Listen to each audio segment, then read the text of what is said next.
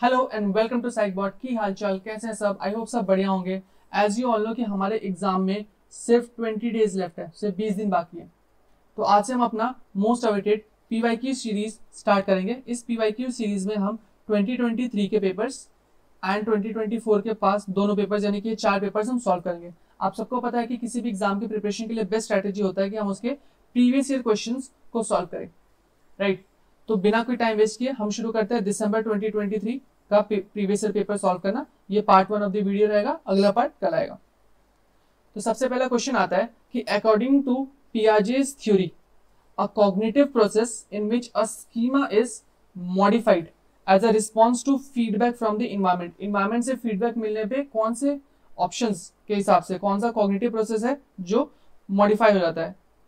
सबसे पहले ऑपरेशन नहीं, असिमिलेशन हो सकता है, कंजर्वेशन नहीं, अकोमोडेशन हो सकता है। तो असिमिलेशन और अकोमोडेशन में से कौन सा होना चाहिए?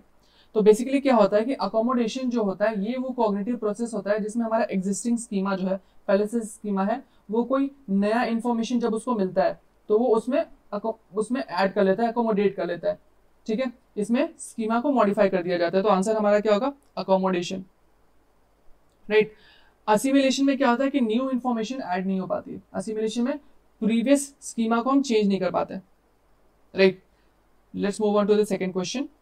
सेकंड क्वेश्चन है which of the following is a disease not related to cardiovascular system. Not related, heart से रिलेटेड नहीं होना चाहिए।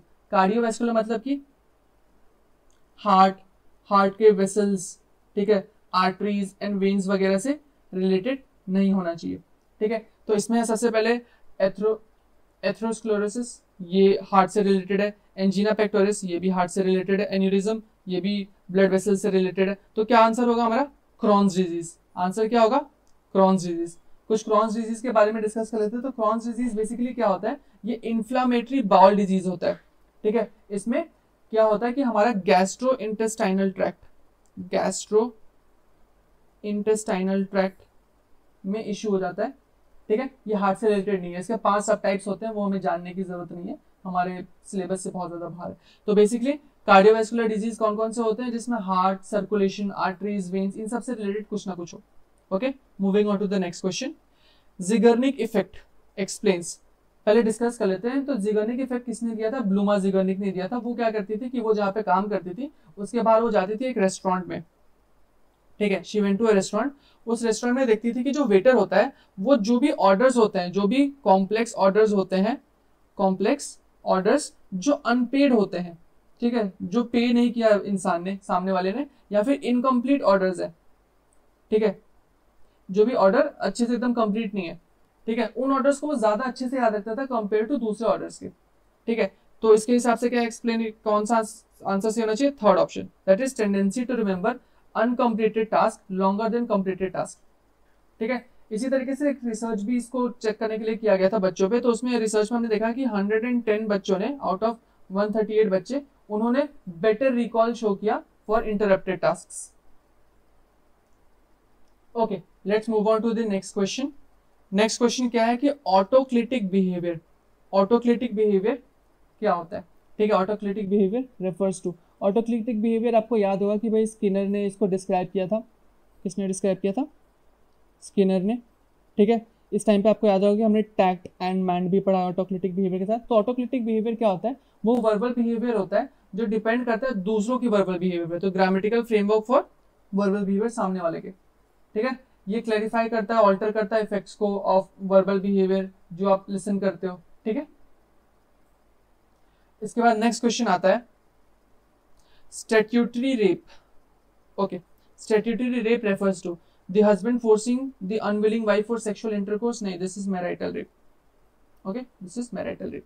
Second है forcibly having sexual intercourse with a resisting minor. यहाँ पे एक टर्म है minor.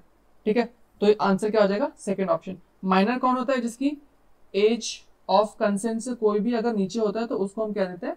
Minor. Okay, age of consent क्या है हमारा? 18 years.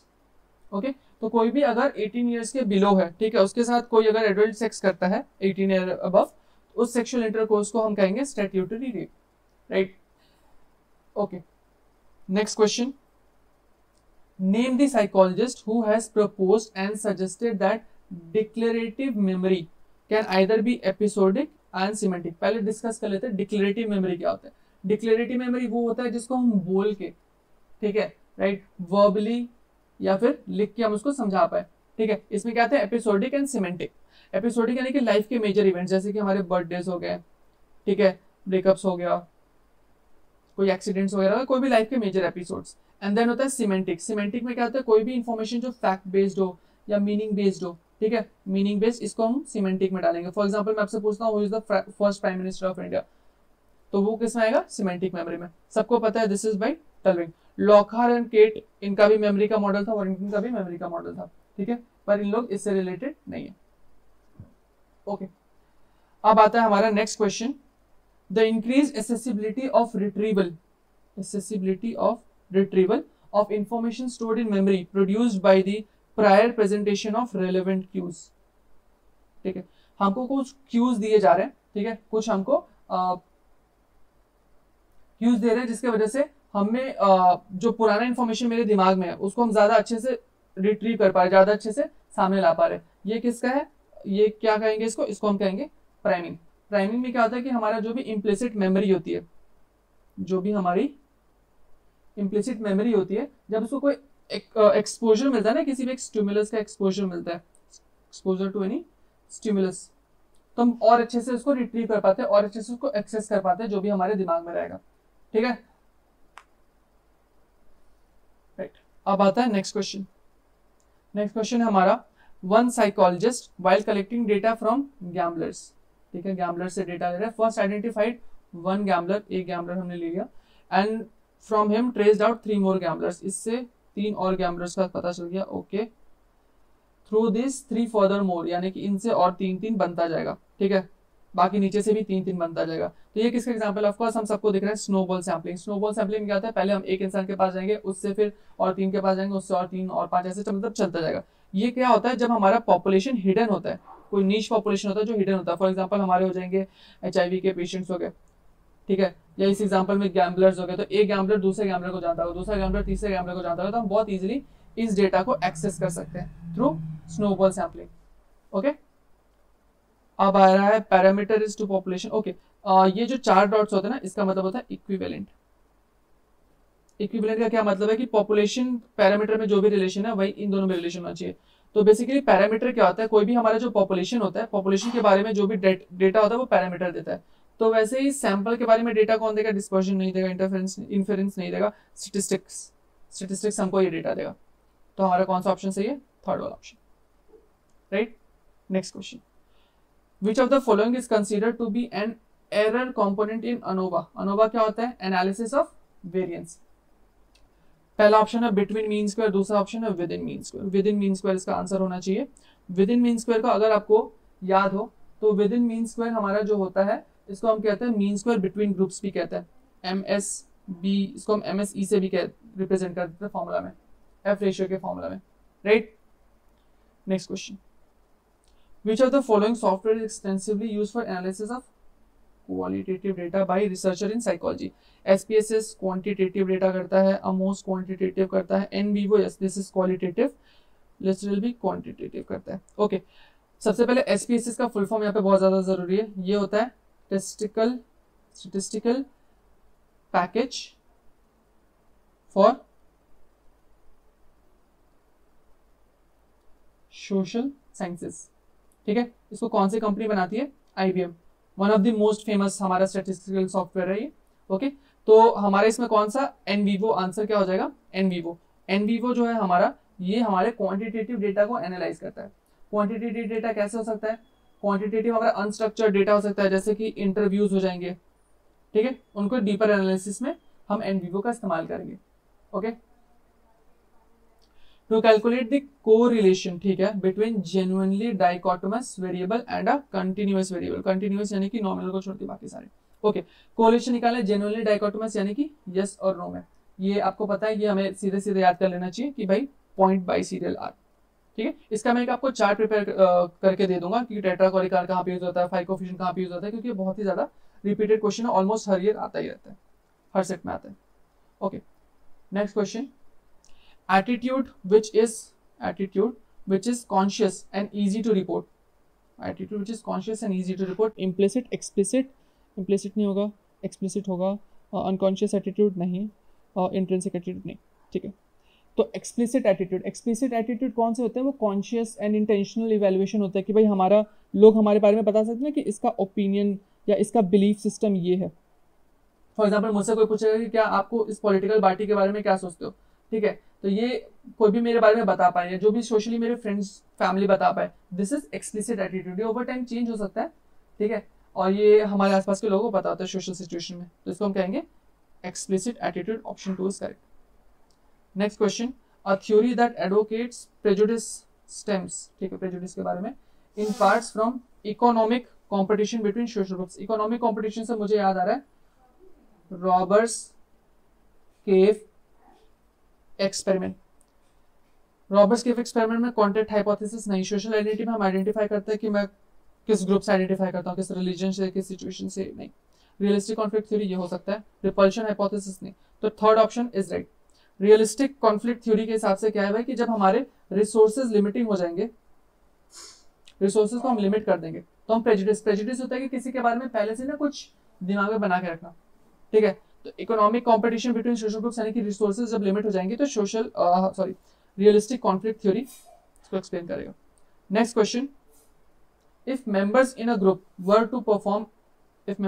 Are performing additive tasks then social loafing बढ़ेगा, कम होगा, एग्जिस्ट नहीं करेगा, can not be decide. Okay, additive task यानी कि मान के चलो आपको टोटली काम करना है 100 यूनिट्स। आप स्कूल का एग्जांपल ले लो, स्कूल में जैसे कि आपको एक प्रेजेंटेशन या फिर कॉलेज में आपको एक प्रेजेंटेशन बनाना होता है, तो उसमें अगर 3 लोग हैं, ठीक है, तो 3 लोग में ऐसा होता है कि एक बंदे ने 50 यूनिट्स ऑफ काम किया, या एक बंदे ने आप ऐसे ही मान लो कि 90 यूनिट्स ऑफ काम किया, इन दोनों ने 5-5 यूनिट्स ऑफ काम किया, या फिर इसने 10 यूनिट ऑफ काम किया, इसने 0 यूनिट ऑफ काम किया। आई रिमेंबर कि भाई मेरा जो लास्ट प्रेजेंटेशन था कॉलेज का, तो हमको ग्रुप इवेंट दिया गया था, ग्रुप में प्रेजेंटेशन दिया था, उसमें सारा काम मैंने किया था, बट बाकी लोगों ने काम नहीं किया था।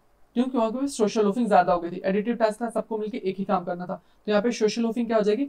बढ़ जाएगी। जब हम कोई भी एडिटिव टास्क परफॉर्म करेंगे तो वहां पे सोशल लोफिंग बढ़ जाती है।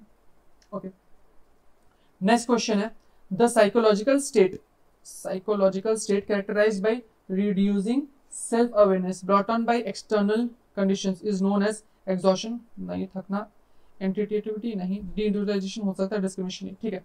तो सेल्फ अवेयरनेस तो हमें पता होता है अपने बारे में, यानी कि हमें इंडिविजुअलाइजेशन होता है, ठीक है। डी इंडिविजुअलाइजेशन का मतलब क्या हुआ कि भाई मुझे अपने बारे में इतना ज्यादा आइडिया नहीं है, ठीक है, तो this is option 3 correct.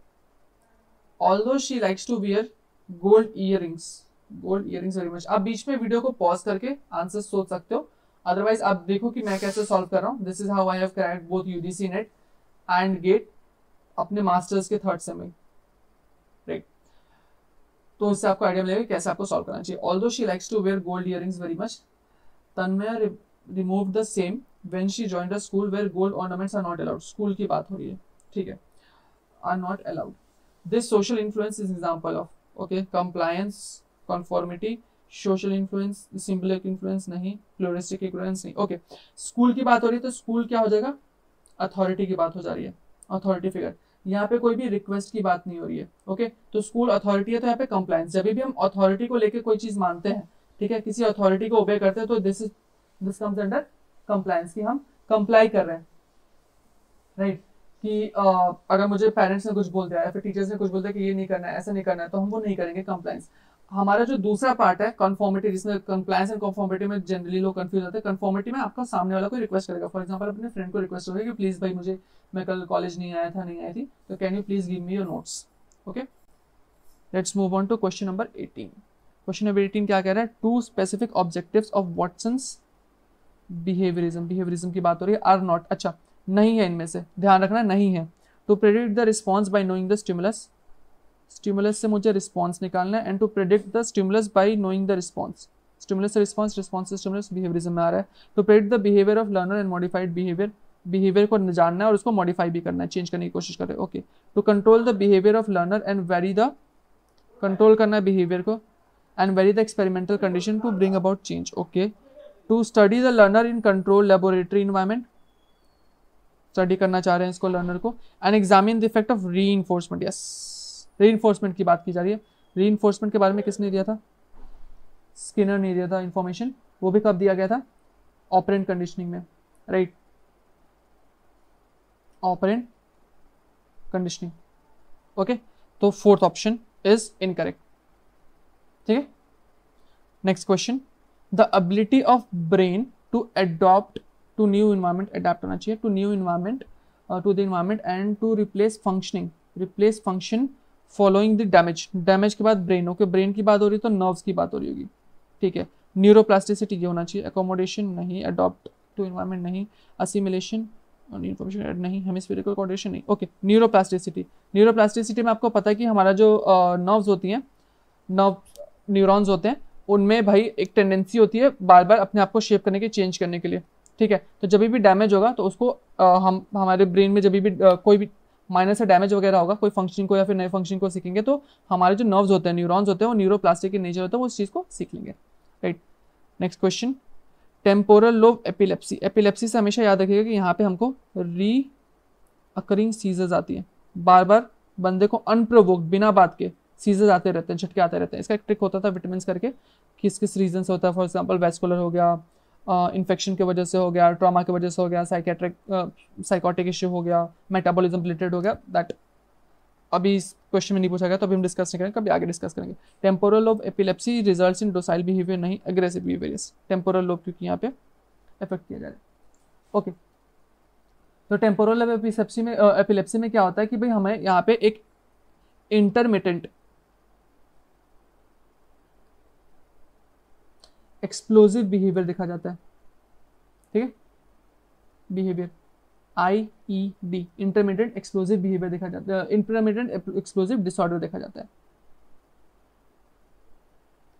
Okay, ये एग्रेसिव नेचर इसके साथ लिंक्ड है। इसको हमने EEG एंड MRI वगैरह पे भी स्टडी करके देखा है। जब ये होता है तो क्या होता है कि लोगों को IQ इफेक्ट हो जाएगा, IQ कम हो सकता है, वैसे ही उनका जो डिप्रेसिव सिम्टम्स होती हैं वो बढ़ जाता है, एंड इवन एंग्जाइटी भी बढ़ जाती है। ओके, अब आपके लिए कुछ क्वेश्चंस हैं, ये 3 क्वेश्चंस हैं, इसी ईयर पूछे गए थे। आपका होमवर्क है, इसको आप कमेंट सेक्शन में आंसर करेंगे। तो thank you for watching the video. अगर आपको ये वीडियो पसंद आई तो इसको आप लाइक करें, चैनल को सब्सक्राइब करें, जिससे मुझे पॉजिटिव रिइंफोर्समेंट मिलेगा आपके लिए ऐसे ही और वीडियोस लाने के लिए। See you in the next video, until then keep enjoying, bye bye.